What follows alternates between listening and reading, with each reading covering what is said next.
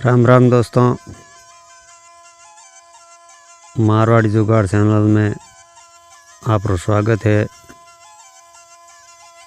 मैं हूं आपका साथी रावताराम और आज अपन सुनने जा रहे हैं कहानी को से इस प्रकार है कि प्राचीन समय की बात है। उज्जैन में राजा भोज राज करते थे। वह बड़े दानी और धर्मात्मा थे। उनके बारे में प्रसिद्ध था कि वे ऐसा न्याय करते थे कि दूध और पानी अलग अलग हो जाए। नगरी में एक किसान का खेत था जिसमें उसने कई साग सब्जी तरकारी वगैरह लगा रखी थी। एक बार की बात है कि खेत में बड़ी अच्छी फसल हुई। पूरी जमीन पर तो खूब तरकारियां आई, लेकिन खेत के बीचों बीच थोड़ी सी ज़मीन खाली रह गई। हालांकि किसान ने उस ज़मीन पर भी बीज डाले थे, लेकिन वहाँ कुछ नहीं उगा। किसान ने वहाँ खेत की रोकाड़ी के लिए एक मसान बना लिया। जब भी वह किसान मसान पर चढ़ता, अपने आप चिल्लाने लगता, कोई है, राजा भोज को पकड़ लाओ और उसे सजा दो। मेरा राज्य उसे ले लो, जाओ जल्दी जाओ। सारी नगरी में यह बात आग की तरह फैल गई और राजा भोज के कानों में पहुंची। तो राजा ने कहा, मुझे उस खेत में ले चलो, मैं सारी बातें अपनी आंखों से देखना और सुनना चाहता हूँ। तो राजा भोज उस जगह पहुँचे तो उन्होंने भी वही देखा कि किसान मसान पर खड़ा है और कह रहा है कि राजा भोज को फौरन पकड़ लाओ और मेरा राज्य उसे ले लो। ये सुन राजा बहुत चिंतित हो गए। सब साफ महल में लौट आए। उन्हें रात भर नींद नहीं आई। सवेरा होते ही उन्होंने राज्य के ज्योतिष और जानकार पंडितों को इकट्ठा किया। उन्होंने अपनी गोपनीय विद्या से पता लगाया कि उस मचान के नीचे कुछ छिपा है। तो राजा ने उसी समय आज्ञा दी कि उस जगह को खुदवाया जाए। खोदते खोदते काफ़ी मिट्टी निकल गई तो अचानक एक सिंहासन प्रकट हुआ। सिंहासन के चारों ओर 8-8 पुतलियाँ यानी कुल 32 पुतलियाँ खड़ी थी। उसके अचरज का ठिकाना न रहा।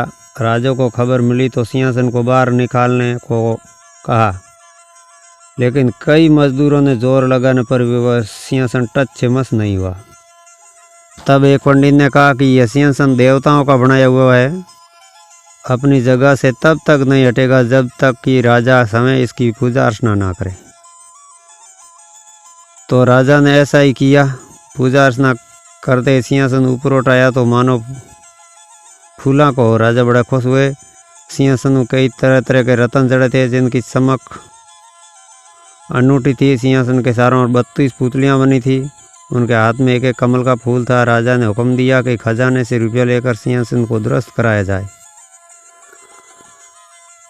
सिंहासन सुंदर होने में 5 महीने लगे। अब सिंहासन दमक रहा था, एकदम चमक रहा था। जो भी देखता देखता ही रह जाता। पुतलियाँ ऐसी लगती कि मानो अभी बोल उठेगी। राजा ने पंडितों को बुलाया और कहा कि आप लोग कोई अच्छा मुहूर्त निकाले, उस दिन मैं इस सिंहासन पर बैठूंगा। और दिन तय किया। दूर दूर तक लोगों को निमंत्रण भेजे गए। तरह तरह के बाजे बजने लगे। महल में खुशियाँ मनाई जाने लगी। पूजा के बाद जैसे ही राजा ने अपना दाहिना पैर बढ़ाकर सिंहासन पर रखना चाहा कि सारी पुतलियाँ खिलखिलाकर हंस पड़ी। लोगों को बड़ा असंभव हुआ कि ये बेजान पुतलियाँ कैसे हंस पड़ी।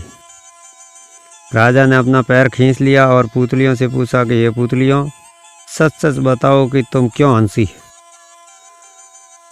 तो पहली पुतली का नाम था रतन मंजरी।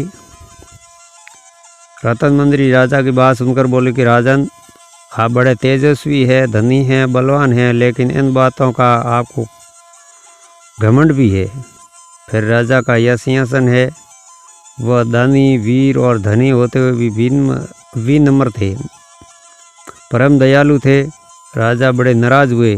पुतले ने समझाया, महाराज ये सिंहासन परम प्रतापी और ज्ञानी राजा विक्रमादित्य का है। राजा बोले, मैं कैसे मानूं कि राजा विक्रमादित्य मुझसे ज़्यादा गुणी और पराक्रमी थे। तो पुतली ने कहा, ठीक है, मैं तुम्हें राजा विक्रमादित्य की कहानी सुनाती हूँ। सिंहासन बत्तीसी की पहली पुतली रतन मंजरी ने सुनाई एक कहानी, तो वो कहानी अगले भाग में सुनेंगे। और तभी तक आप बने रहिए मेरे चैनल पर। अगर आप नए हैं तो मेरे चैनल की सदस्यता लेकर घंटी का बटन दबा दीजिए, तो आने वाले वीडियो की नोटिफिकेशन आपको सबसे पहले मिलेगी। ऐसी कहानियों की वीडियो मैं हमेशा लाता रहता हूँ। मिलते हैं अगले वीडियो में, तब तक के लिए राम राम।